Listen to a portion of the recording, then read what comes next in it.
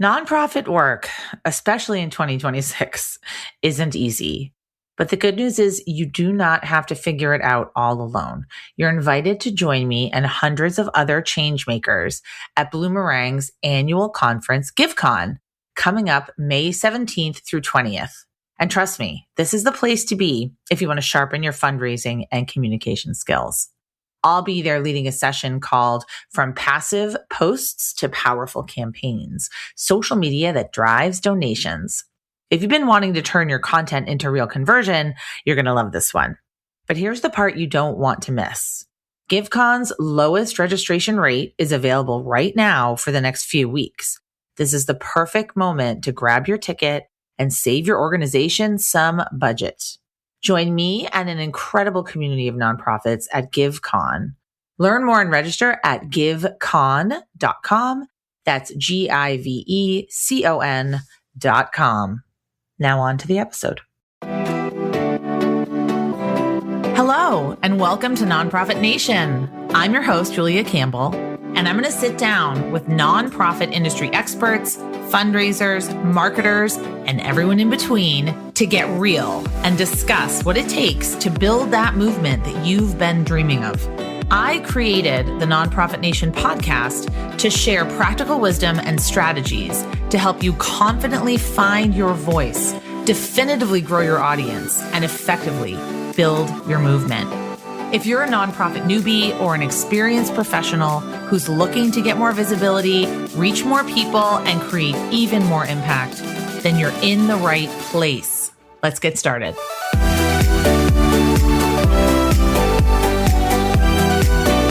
Hi, everyone. Welcome back to Nonprofit Nation with your host, Julia Campbell. Thrilled that you are tuning in today. We're going to talk about workplace giving, one of the most underutilized tools in a fundraiser's toolkit. And my guest is Matt Nash, Executive Director of the Blackbaud Giving Fund, which has disbursed more than $1.6 billion to over 195,000 nonprofits around the world. And he's also a former senior leader at Fidelity Charitable and brings decades of insight into donor behavior, corporate philanthropy, and what's next for fundraising. So, Matt, it's been a while. Welcome back to Nonprofit Nation. Well, thank you very much, Julia. I really appreciate the invite. We are going to talk about workplace giving today. That's going to be our focus. Can you give us a quick overview of sort of the landscape of workplace giving today? Like, how widespread is it? And what kind of impact are you seeing on the sector? You know, as you said, it is an underutilized tool, I think. And yet at the same time, it's very active. There's over 27 million people in America that are employees of corporations that have access to a workplace giving program. They're really all about trying to get the employees engaged with, you know, the social sector and the nonprofits, and helping them understand more about, you know, how they can give back. And it really matches what many employees want from a corporate experience, is for a corporation that they work for to have a social good component of what they do. It doesn't have to be their core thing, because some companies just do things that aren't necessarily directly related to a social purpose, but you can still give back to the community. And a lot of employees would like to be able to participate with that and participate as a group, as a community, which is really what drives the employee engagement component of it. The corporation's number one objective of these things is to kind of create employee engagement. Exactly. I think that the statistics, like you just said, are so interesting. Like you just said, 26 million U.S. employees have access to workplace giving programs. And in 2024, they donated an estimated $3 billion to nonprofits. And another statistic that you had sent over is, with corporate matches included, the average employee gift totaled $1,744. That seems like such a major opportunity that we're not utilizing. So why do you think workplace giving is still it's still really unknown and underutilized? Why don't smaller organizations adopt it? Like, what's getting in the way? It's a couple of things. One is, I don't think the nonprofits have the time and energy to be able to focus on it, because they're dealing with so many things and so many headwinds that they're facing now in terms of raising funds, that I think they tend to stick to what they know. and try to really reach out to the donors that they know support them, which is, I think, a very logical thing to do. In addition to that, I think in the workplace, people are busy. What's your average employee in a company? They're typically, they got a young family. They've got all kinds of things going on outside of work. Work is very busy. It's demanding on people. And so it's an attention thing, I think, is really one of the key elements to it. And that's why workplace corporations that really focus on this, they do a good job of incorporating it into the life of the employee during their workday. So they offer different campaigns that help people get together, and they'll create the volunteer days where they bring people together to go do things and experience things outside the corporate four walls. You find that it's a very uplifting experience if you're an employee doing that, particularly those of us who have lived through the whole COVID years, and now we're not as connected to people in the workplace, on site all the time. And people really look forward to that. It's just getting the time and the focus, right, I think, is the key impediment. No, I agree. I think that we know we should be doing it, but it might just be something else on our plate. But it could be low-hanging fruit. It could be something that could be, really lucrative and bring in a lot of revenue for us. So now we're going to talk maybe a little bit about the how. Mm-hmm. So if you could outline the 5 key engagement tactics that you talk about that nonprofits can use to build and nurture relationships with donors, like who have access to corporate match programs. Sure. And thank you for being generous to share the tactics.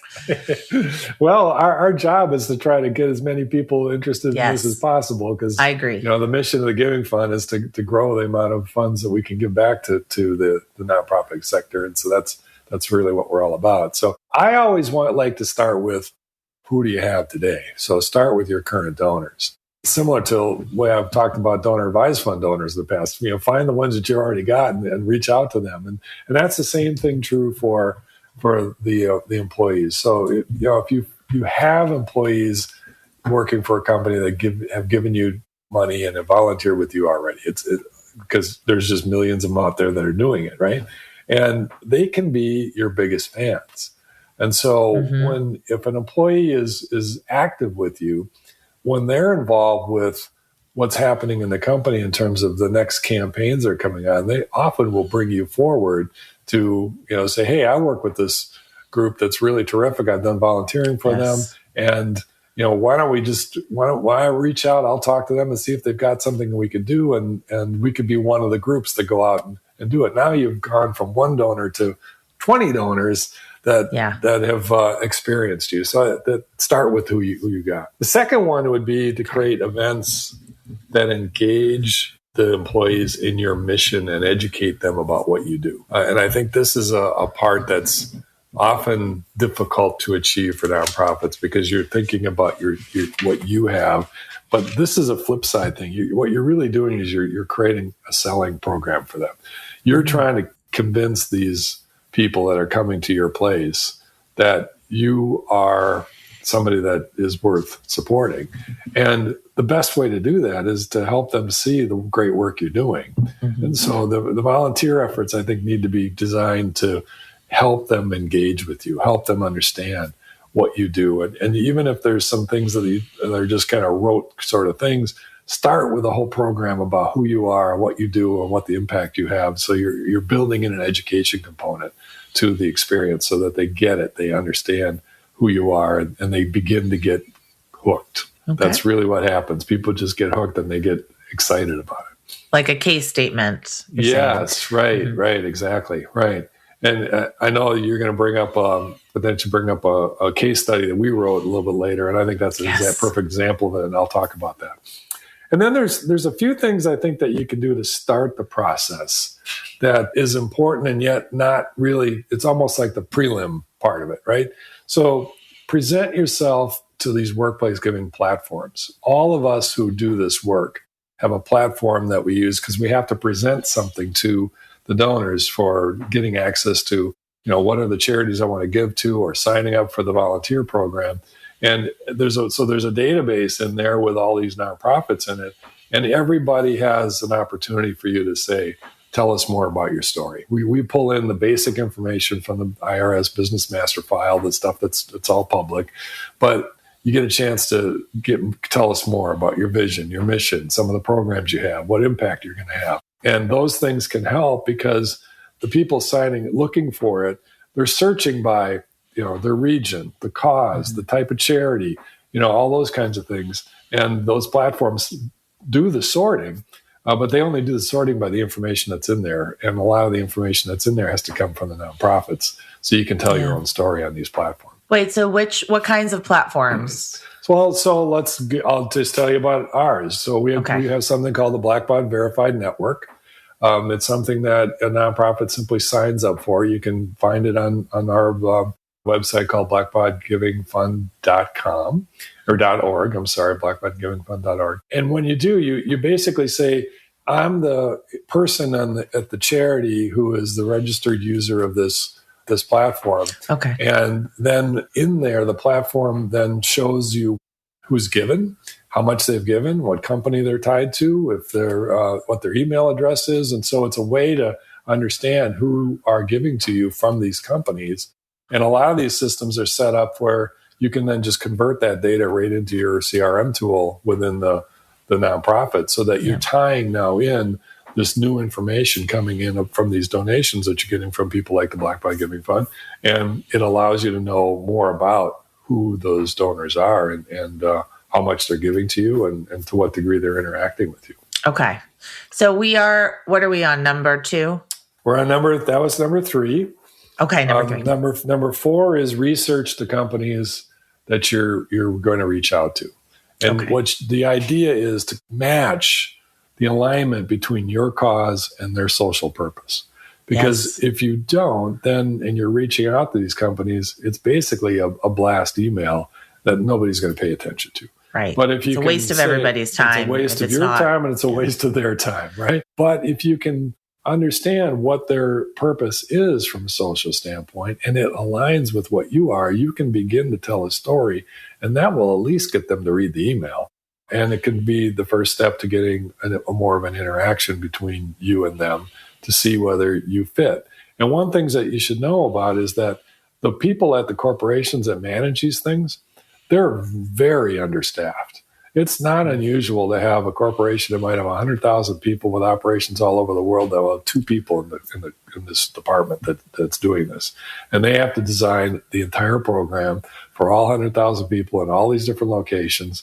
And if it's volunteer day, they're responsible for creating volunteer days across the world, right? So the more that you can tie into what they're all about, they're going to say, can you help us, right? Because they're looking to leverage themselves and create ways to create these opportunities in a way that doesn't absolutely crush them. So it's a little bit of a misconception. I think that many nonprofits think that these corporations are super well staffed and things that's not the truth at all.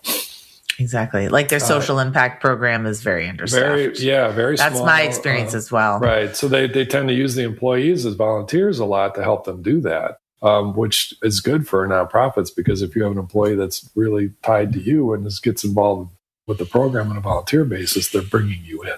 And then if you do get a meeting, this will be the 5th one, do your homework.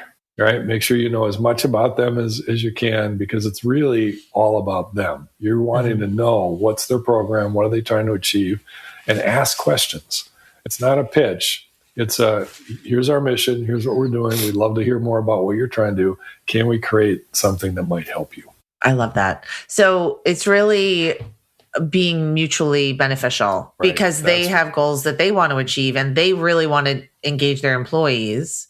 And you have goals that you want to achieve and you want to give them the information that they can use to make the best decision and to connect with you. So I love framing it as it's mutually beneficial. It's not just sort of a one-way street. Absolutely, because that's when it all works the best. And whenever you go to a conference and they talk about this great partnership, what do they start with? This has helped both of us. Exactly. So let's talk about how younger donors are shaping the future of workplace giving. What should nonprofits know about how millennials and Gen Z are sort of engaging with these programs? Well, I think the first thing is that they are the workforce of America. The average age of an American worker is 39. So that's right in the middle of the millennials, and then the Gen Zs are right behind it. So that if you look at the curve, the vast majority of the people currently working, particularly working in the non-executive area, are going to be millennials and Gen Zs.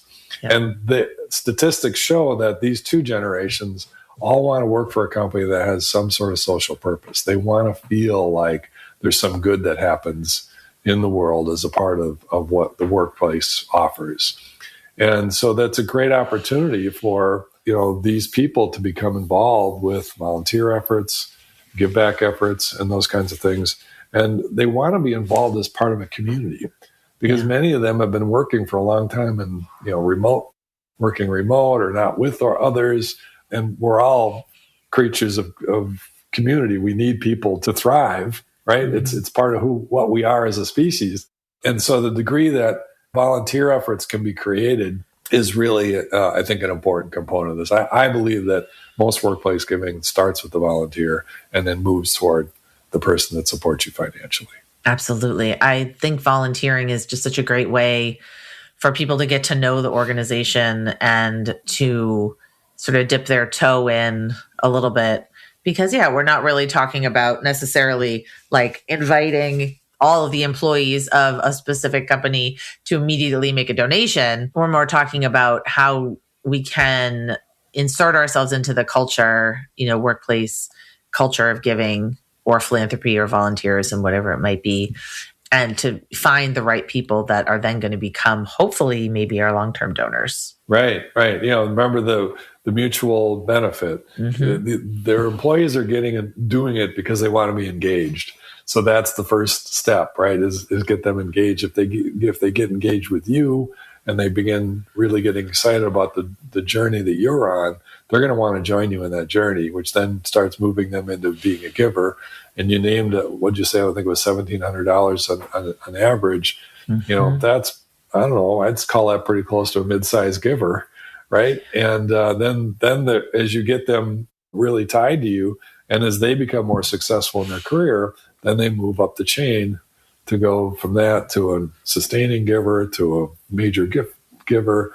And they end up becoming a core of who your future is. So I think that this area is a great place to tap into who your future big donors are going to be. So let's talk about the case study Note in the Pocket. I love the story of this organization.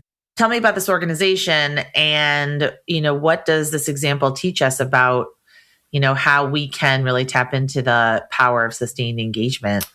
Yeah, I love the Note in the Pocket story, and it's a great name for an organization. Yeah, right. It's a case study that's written up on our website, so anybody who's listening here can go in and read it.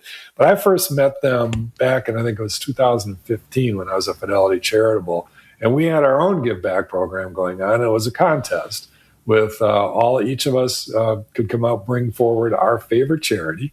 And we went whole voting, multi-stage voting process to see who would be the winner that would get a fairly large corporate gift from the Fidelity Charitable. And the year that we did it, Note in the Pocket won. And they were just a fascinating organization. They have a mission that's to provide clothing security for kids who are attending schools. And when the president came in and talked to us about it, she gave us a story about how, in many, situations, kids come to school with really rags. They're just, handed down clothes over the years and they don't have any self-esteem.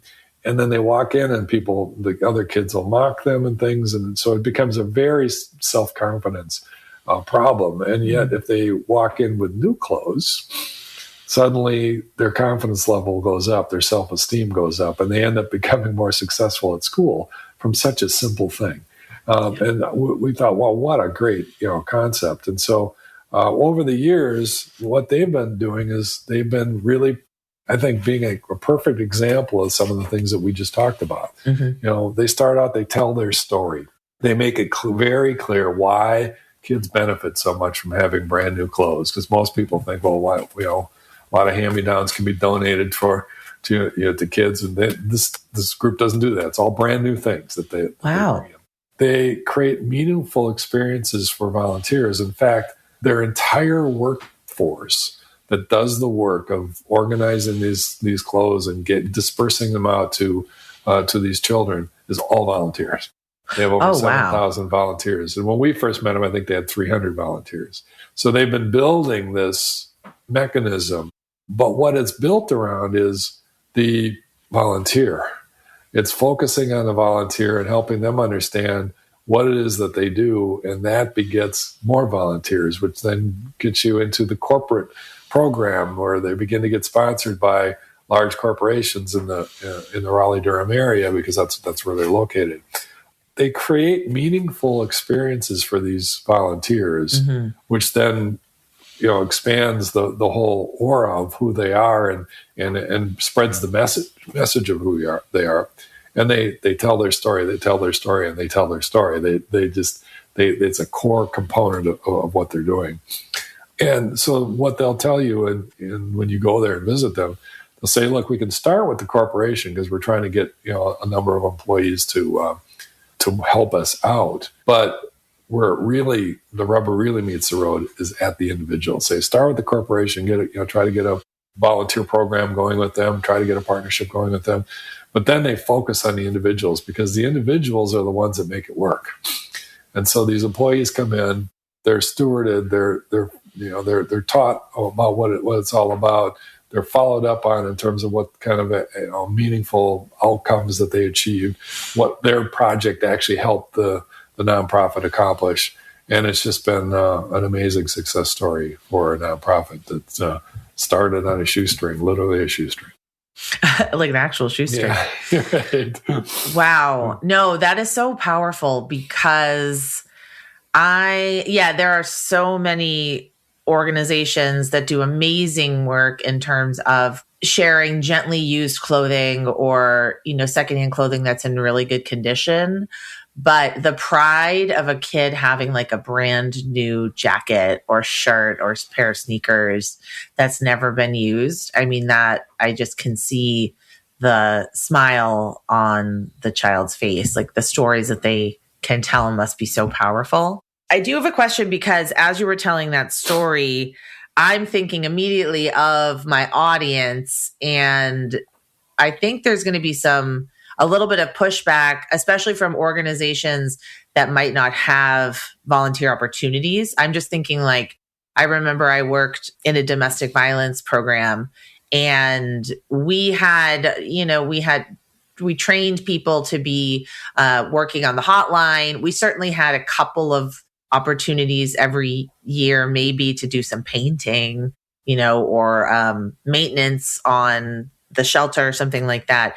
But how can an organization that might not have like a big volunteer opportunity for a corporation, what should they be thinking about, and how can they get involved in this? Yeah, right. It's not everybody has a note in the pocket, model where there's a lot of physical activity that has to occur, right? Or there's skill sets that are required that you just can't bring a volunteer in to do. They have to be trained experts in what they do.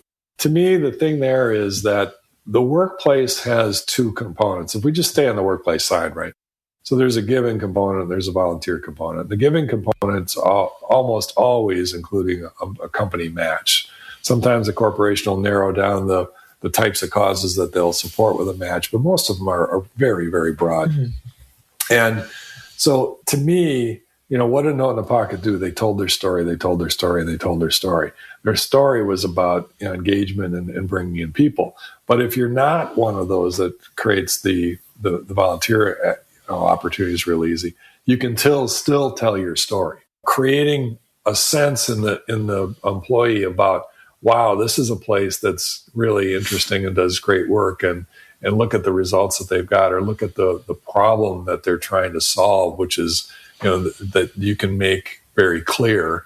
That's very valuable too, because you're just trying to create an emotional response from the employee, right?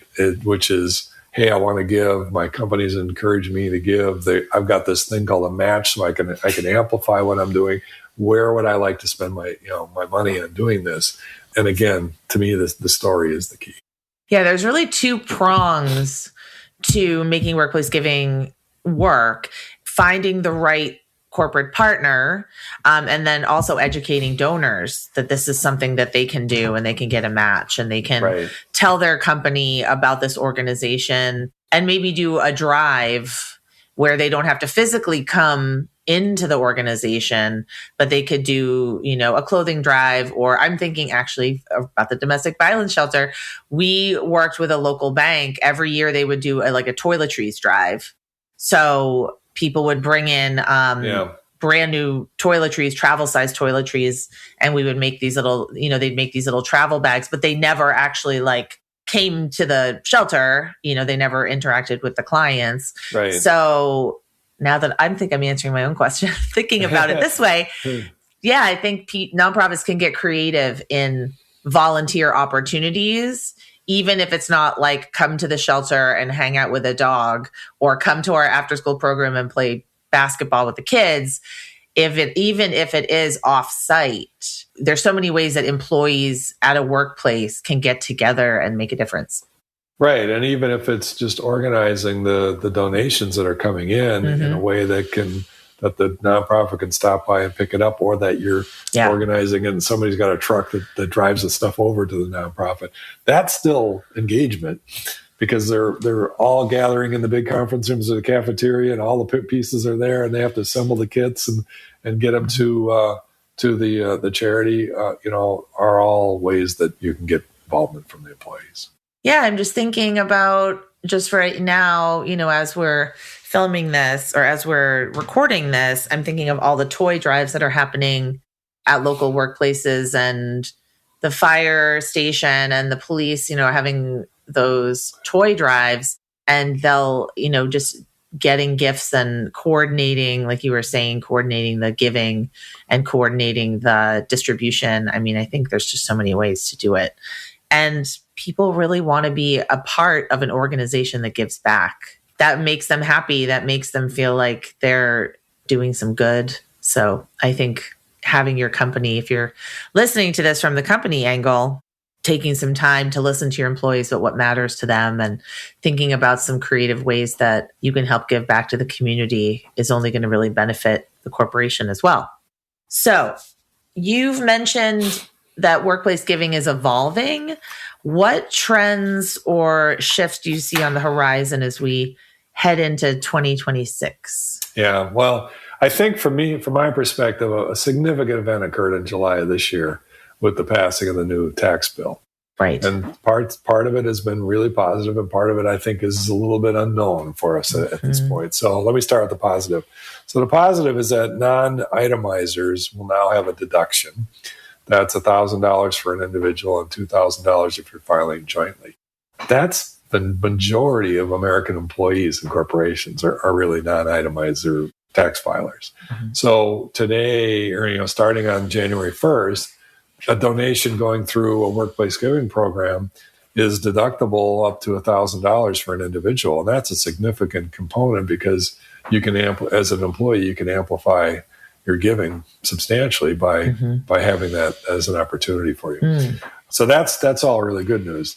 The one that's a little more unsettling is that in addition to that, they passed a law that said that for corporations, where all donations were deductible in the past, starting on January 1st, they're only deductible after 1% of income, 1% of revenue. That doesn't sound like a lot, but when you look at what corporations do, the average corporation donates about 0.9% of their revenue to charity. So that would be below the threshold. So it now becomes an expense. It's just not an expense that's a deductible expense for the corporation. So that gets corporations a little bit into their tax strategies in terms of what they're going to do with their charitable giving. Good news part of it is that it's charitable giving in terms of a deduction is one of the less important ones for a corporation because of this. They got a thing called carry forward. So if you're going to take a loss for a deduction, you can carry that loss forward for 5 years. But if you take a loss for an operating expense or an investment expense, you can carry that forward for 20 years. So from a tax strategy standpoint, charitable giving is lower in its priority, which in this case is a good thing because then you got to ask the question, well, why do companies do charitable giving? And the reason is primarily brand image and marketing, and their perspective of their perception in the communities that they operate, which that fundamentally hasn't changed. And when you talk to tax people and corporations, they'll always tell you that, by the time I get involved with the corporate giving, the number's already been set by the board or senior management. They're just asking me to figure out how to handle it. So, but it might create some changes in thinking. It might create a change, a focus on, well, if we're not getting a deduction for it, then what is the investment return we're getting on this money? And that'll always be around the brand image, the marketing pull that this effort has, the reputation in the community. And those things might come a little bit more forward in their planning. I wonder if that might start narrowing the focus of some of these corporations. So if a corporation in the past was doing very broad giving with sort of a core central focus, they might narrow that down to more of the core central focus, which could get you in a situation as a nonprofit. If I'm on the margins, if I'm a nonprofit that has a partnership with a corporation, I'm not really part of the core focus, that might cause a problem in the future for me. So I look at it as being, this is a good time for nonprofits to evaluate, okay, how close to these corporations are we really? How well does our vision and mission align with the purpose, the social purpose that the corporation has? And if it's tight, it's time to double down and really go hard with it, because if there's going to be a concentration, it'll go in that area. If it's not close, then you might have a conversation with them and say, where are you going? Are you using this moment to think about your strategy? Because it's much better to know where they're going, so you can, if you have to exit and go do something else, you're at least got a little bit of a warning before all of a sudden you get the call and saying, hey, we're going to be cutting back this year because we've done a reevaluation. I think it's better if you know that they're going to be reevaluating and where you stand, so you can make the right kind of decisions for yourself. So that, I don't know if that's going to happen, but if you kind of look to the logical conclusion of when a change comes upon a corporation, they will evaluate and then they'll make a decision on how to move forward. We have not seen a strong cutback yet in the corporations we work with, but it's possible that they might be rearranging things on rearranging the chairs on the deck. And if you're a nonprofit, you just want to make sure you're working with the right corporation where you stay in the focus area. So much uncertainty, but I hopefully will.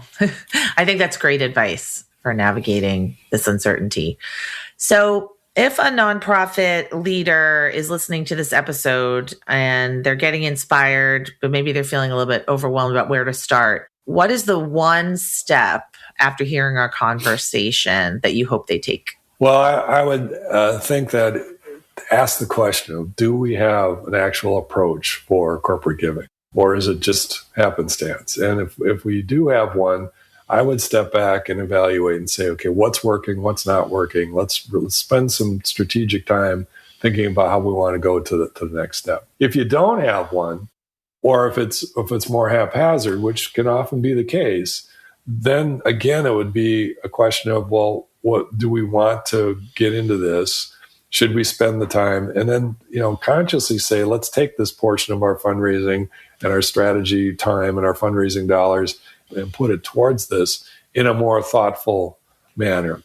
And I think this is a good time to do that. If corporations are rethinking themselves, it's a chance where you could maybe find your way into a place who's looking for the right opportunities in a strategic manner. And that's a good time to have conversations. When people are asking questions themselves, that's a great time to have conversations, because they're not just focused on, I'm good, we know what we're doing, and we're moving forward. They're in an evaluative mode already.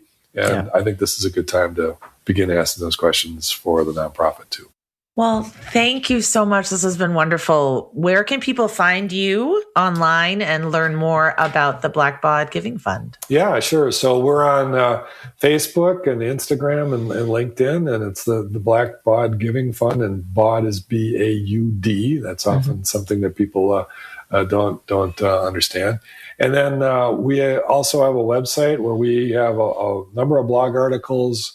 We're publishing more case studies, the Note in a Pocket case studies on the website, and that's blackbaudgivingfund.org. Okay, blackbaudgivingfund.org. Thank you so much for being here. It was my pleasure, Julia. This is a lot of fun.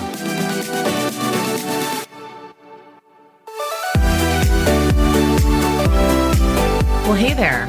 I wanted to say thank you for tuning into my show and for listening all the way to the end.